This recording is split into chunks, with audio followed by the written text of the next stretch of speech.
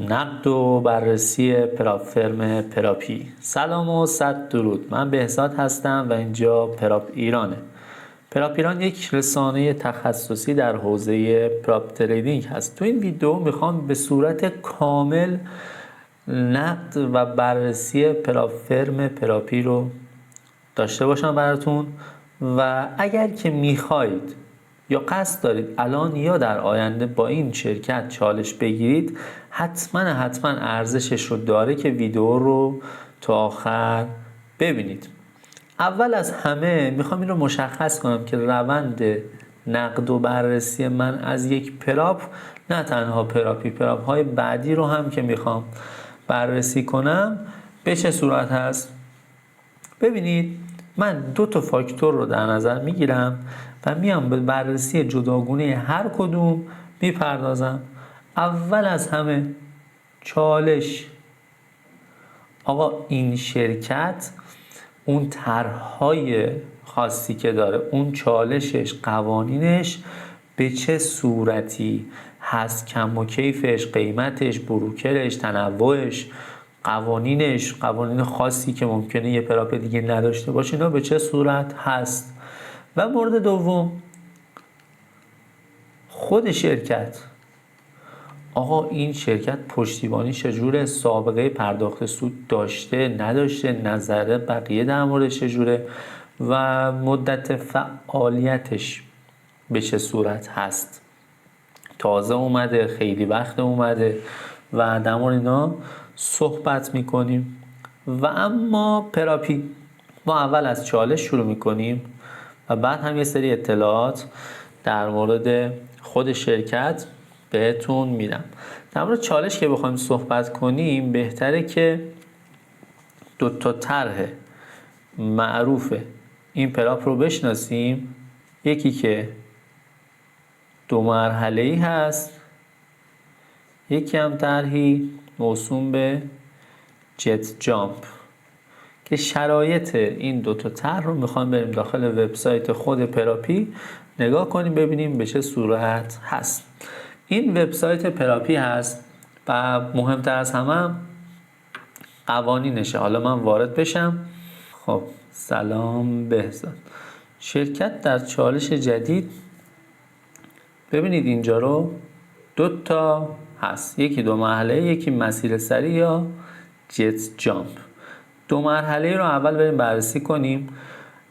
تنوعش تا 50,000 تا بیشتر نداره، 5 10 25 50، ولی قابل رشده. یعنی اینجوری همه پراپا این پلن رشد رو در نظر میگیرن که اگه شما این مقدار سود کنید، بعد از چند ماه اینو حسابتون رو بزرگتر میکنن.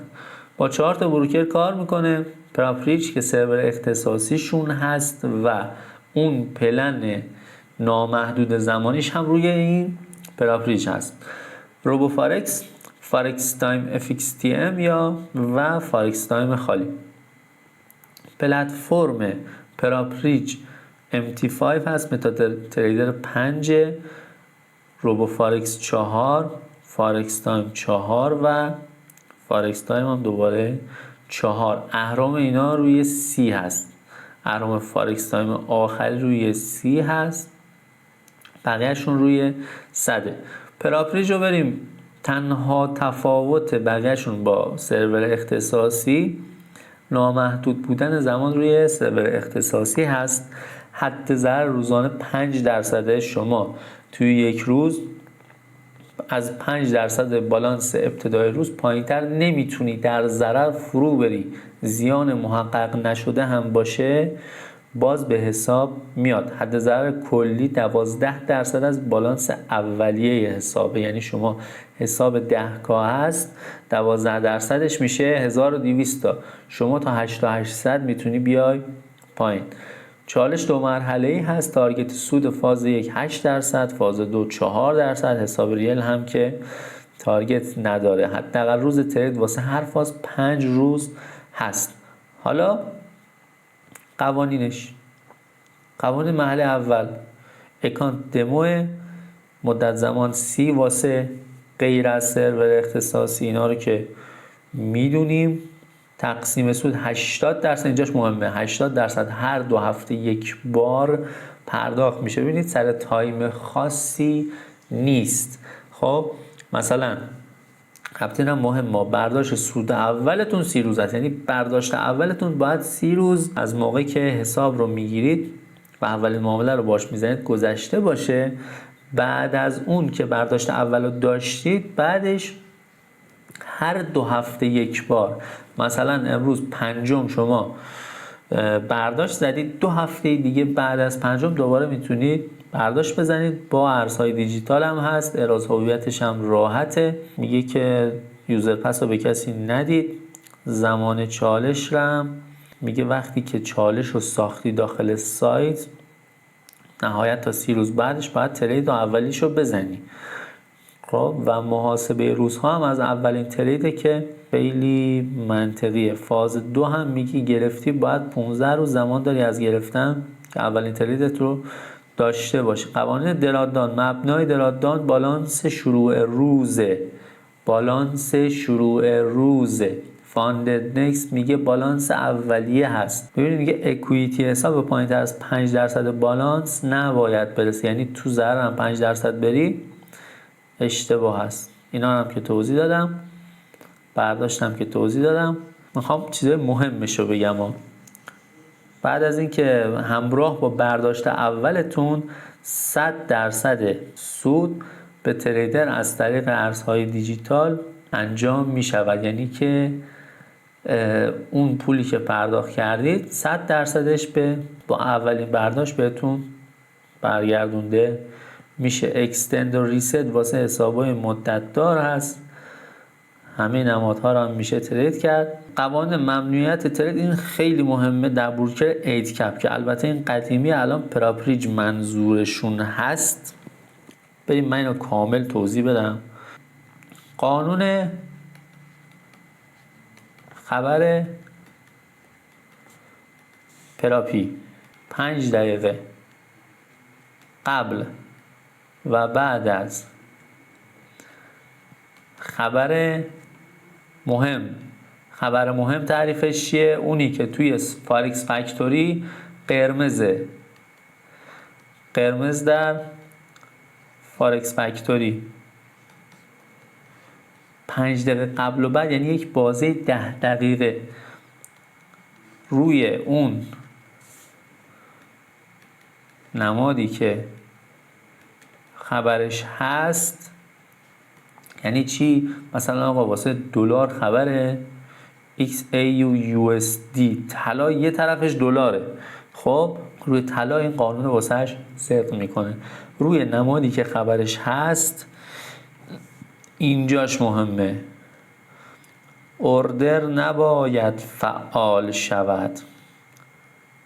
اوردر چیه؟ اوردر که همش ورود نیست، که نقطه ورود، استاپ لاس، تی پی، تریل کردی اومده زده، فری کردی اومده زده، این نباید فعال بشود. اما اگر که این اتفاق افتاد، 2 تا حالت هست. شما از این اتفاق سود کردی، یعنی توی این بازه اون نمادی که خبرش هست اومده و اوردر فعال شده، تو از این طریق سود کردی، سود حساب نمیشه. اگه از این طریق ضرر کردی، یعنی موقع خبر اومدی استاپت خورده توی همون بازه 10 دقیقه، ضرر حساب می شود. خب یه ذره ناعادلانه هست. امیدوارم شرکت پراپی دست از این کاراش برداره، ولی نمیدونم منطقش چیه. سود بشه سودش حساب نیست، ضرر بشه ضررش حساب میشه.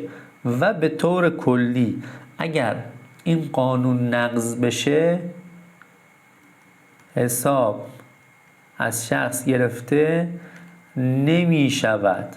بحث فقط بحث سود و زیانشه.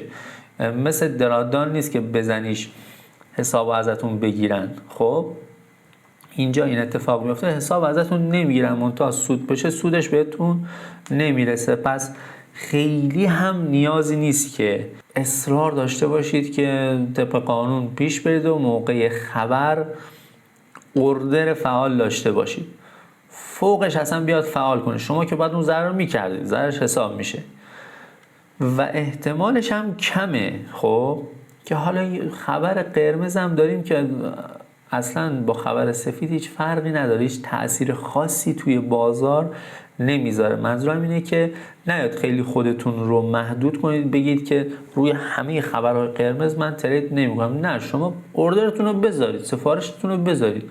اگه ضرر بشه توی اون بازه 10 دقیقه که اون ضرر شما بالاخره میکردید، حالا فرقی نداره، این یه پراپ دیگه هم بود، این ضرر به حساب میومد. ولی احتمال این که توی این بازه 10 دقیقه بیاد واسهتون مثلا تارگت بزنه خیلی کمه که حالا سود از دست بده. به خاطر این احتمال کم نیاد خودتون رو از اون معامله دریغ کنید. پس پیشنهاد من حین خبر ترید بکنید اگر دوست دارید، اگر ستاپتون اجازه میده حین خبر ترید بکنید. چرا؟ چون که حساب ازتون گرفته نمیشه. این قانون خیلی مهمی بود که بهتون گفتم. همه سبکارم قبول دارن. یه چیز داره، سبک ترید ممنوعه. تعریفش از سبک ترید ممنوعه چیه؟ میگه که اگر در یک زمان، یعنی مثلا امروز، بر روی یک ارز خب 80% یا بیشتر تارگت سود رو بگیری، این از نظر ما ممنوعه هست، به حساب نمیاد. مثال میزنم، امروز نشستی پای یورو یوز، پای طلا، ممکنه تو چند تا معامله این کار انجام بدی یا خب، و نشستی پای طلا، بیای 80% سود رو باهاش بگیری، 1000 تا میخوای تارگت بدی، 800 تاشو با این بگیری. این میگه قبول نیست. در یک معامله و یا چند معامله بر روی یک نماد معاملاتی سعی در ایجاد بیشتر از 80% سود تارگت برای عبور از چالش یا ترید در حساب‌های ریل با ریسک بالا قبول نیست. اما یه سری تبصره هم گذاشته این قانون برای تریدرهایی که دارای معاملات متعدد و سبک معاملاتی خود هستند اعمال نمی شود. خب اگر چنین سبکی دارید، اسکالپرید، دو روز 20 تا ترید میخواید روی طلا بکنید، 50 تا ترید میخواید بکنید، بهشون بگید، قبلش به پشتیبانی بگید روی سیستم من اینجوری مدل تریدم هستا. خب اینا رو باشون در میون بذارید دیگه، خیالتون راحته.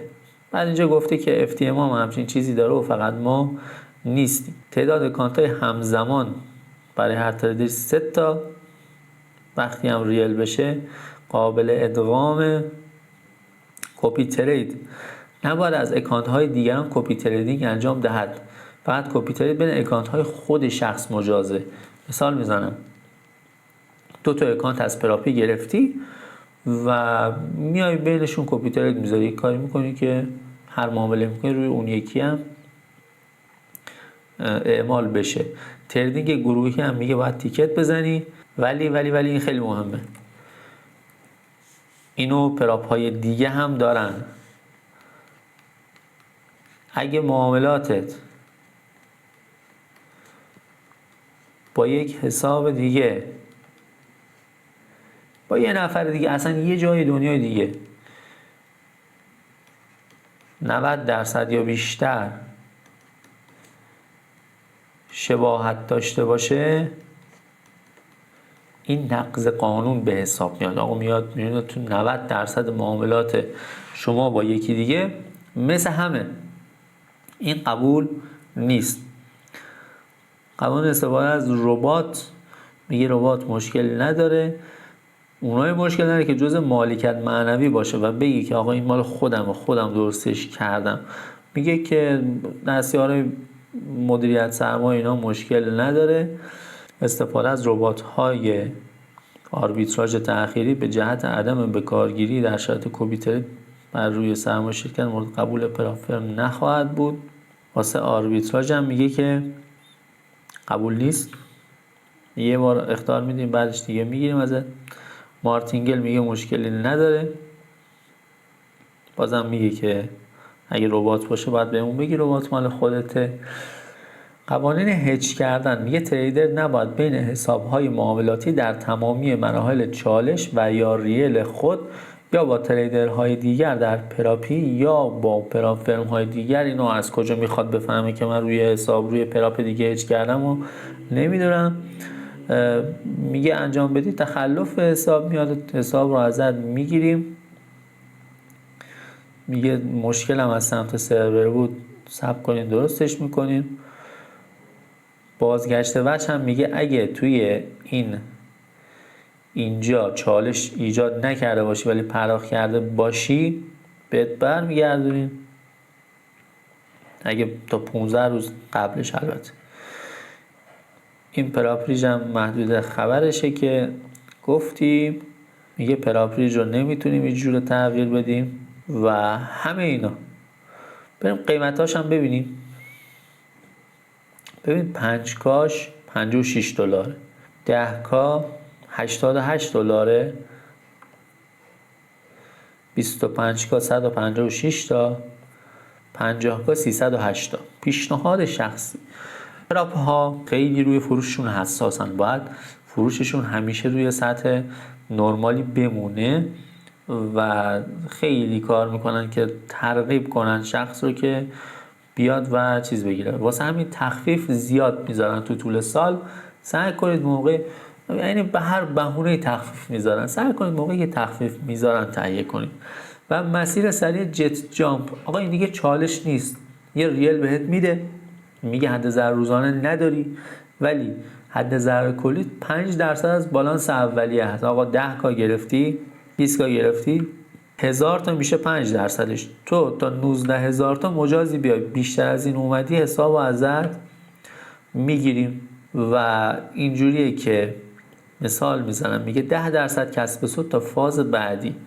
اگه تو مجموع برداشت هات مهم نیست تو چه زمانی 4 تا برداشت کردی، 4 تا 2.5% برداشتی شده 10%، 10% سود بگیری، یه مرحله حساب واسه دوبل میکنن، 10% بعدی رو که بگیری 1.5 برابر میکنن، دوباره 10% بعدی دوبل. ببینید این چیزش اینجوریه، دنبالش اینجوریه، 10% 2x، یه 10% دیگه میگیری 1.5x، 10% بعدی 2x، تا کجا؟ تا برسه به این مقدار که واسه 20000 تا $1,000,000.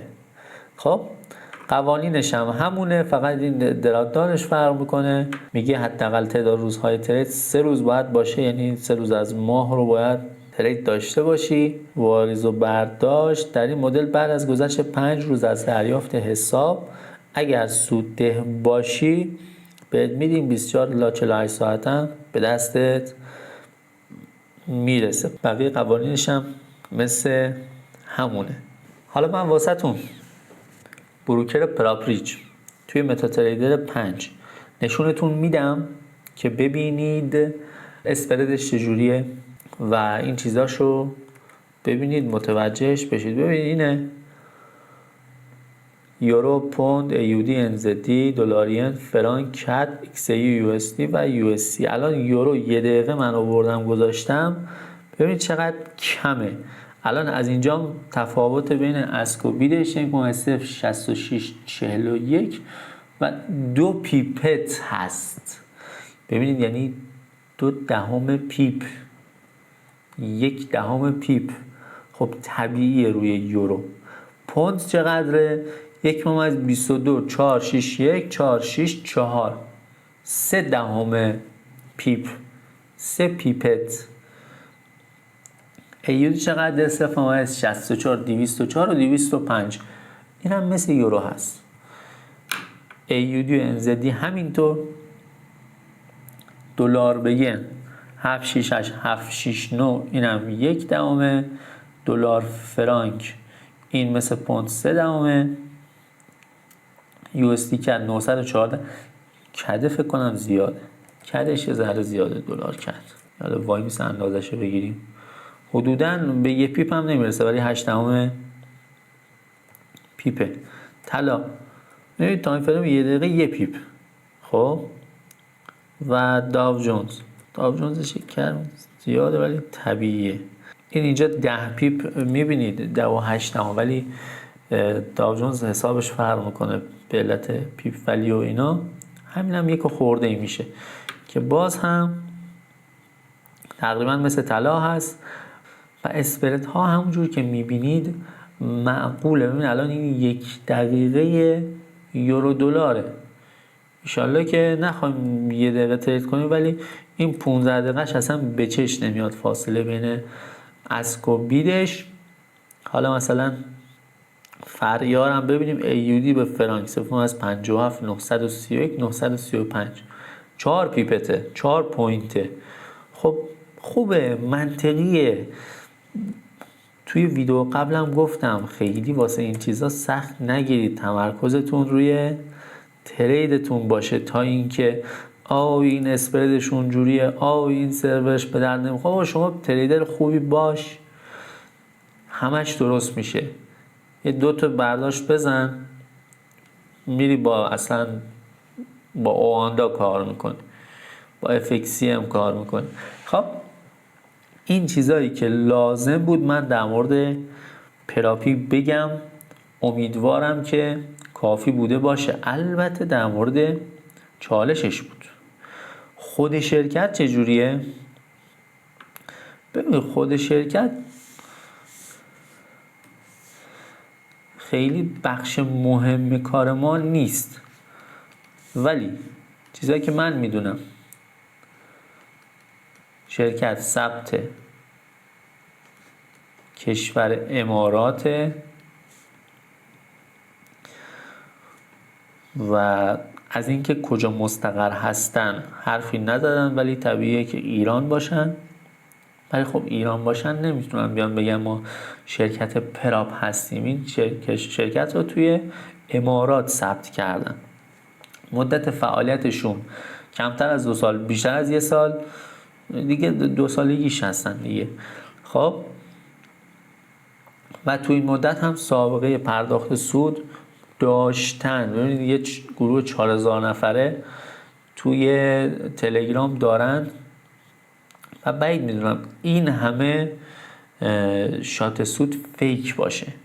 خب هست بودن کسایی که شاکی بودن ازشون، بالاخره مشتری زیاد داره، ممکنه کنترل کردن ذره واسهشون آسون نباشه، ولی اینجوری نیست که بگیم با همینجوری همه تجربه بد داشتن. خب طبیعیه 100 نفر که چالش بگیرن 2-3 نفرش یه تجربه بد ممکنه واسهش پیش بیاد به هر دلیلی. اما این راهکاری که من بهتون میگم رو تیکت بزنید، با پشتیبانی اتمام حجت بکنید، این کار رو انجام بدید، دیگه خیالتون راحته که به مشکل بر نمیخورید. قوانین رو من کامل واسهتون توضیح دادم. این قوانین رو رعایت کنید، بعید میدونم کسی بتونه گیر بده بهتون. پشتیبانی خوبیه. از طریق سایت صحبت میکنید و معمولا کمتر از 5 دقیقه متصل میشه و جواب رو خوب میدن. این هرچی هم سوال بپرسید باز جواب میدن، کوتاه و مختصر. پس پشتیبانی هم اوکیه. متاتریدرش هم که نشونتون دادم و قوانینش هم کامل بهتون گفتم. سابقه پرداخت سود هم داشته. رسیدیم به انتهای ویدیو. میخوام بدونید که واسه تهیه این ویدیو زحمت بسیاری کشیده شده، پس ازتون میخوام که برای حمایت از من و محتوام این ویدیو رو لایک کنید، کانال رو هم سابسکرایب داشته باشید که نقد و بررسی دیگر پراپ ها، 3 تا پراپ دیگر رو حداقل نقد و بررسی میکنیم به صورت جداگونه به همین کاملی. قشنگ مطلع بشید که اگر یک زمانی خواستید چالش تهیه کنید از این کانال به عنوان یک آرشیو خوب استفاده بکنید. و ازتون میخوام که هر تجربه خوب یا بدی از کار با پراپی داشتید به هم بگید. اگر مستندات داره داخل تلگرام واسم ارسال کنید که من این رو با مخاطبها به اشتراک بگذارم. و چیزی که واسم مهمه که بدونید اینه که من یک رسانه بی‌طرف هستم.